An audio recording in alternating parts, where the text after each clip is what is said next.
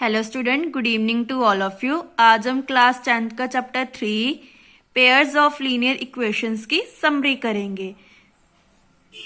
First चीज, a pair of linear equation in two variable can be represented and solve by the graphical method and algebraic method. हमारी जो linear equation है वो हम कौन से मेथड से सॉल्व करते हैं?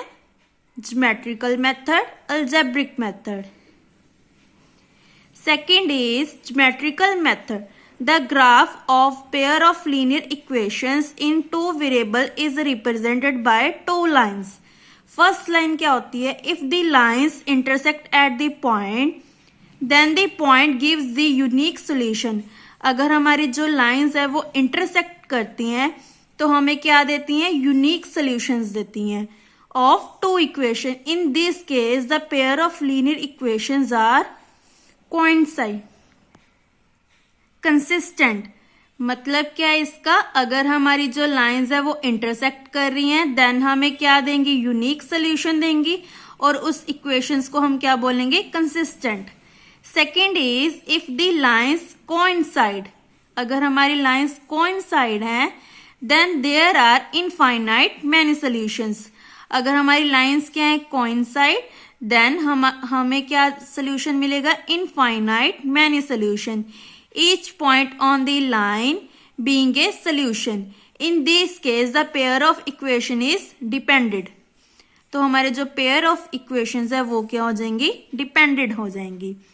Third is if the lines are parallel. अगर हमारी लाइंस पैरेलल हैं then the pair of equations has no solution. Then हमारे पास कोई सोल्यूशन नहीं होगा। In this case, the pair of equation is inconsistent. इसका मतलब क्या है? अगर a1 upon a2 is not equal to b1 upon b2, that means intersect कर रही है हमारी लाइंस तो हमें यूनिक सोल्यूशन मिलेगा। अगर a1 upon a2 equal to b1 upon b2 equal to c1 upon c2 है देन क्या होगा? Consistent lines. इसका मतलब हमें इनफाइनाइट मैनी सोल्यूशंस मिलेंगे। Third is a1 upon a2 is equal to b1 upon b2 is not equal to c1 upon c2। इसका मतलब क्या है कि हमारी जो लाइंस हैं वो पैरेलल हैं और हमारे पास कोई सोल्यूशन नहीं आएगा। ये तीन मेथड्स हमने याद रखने हैं। सेकंड मेथड क्या है हमारा? Algebraic method. अलजेब्रिक मेथड में हमारे टू मेथड होते हैं, एक तो substitution method, second is elimination method. Fourth is if the pair of linear equation is given by a1x plus b1y plus c1 equal to 0 and a2x plus b2y plus c2 equal to 0 then the following solutions are arise.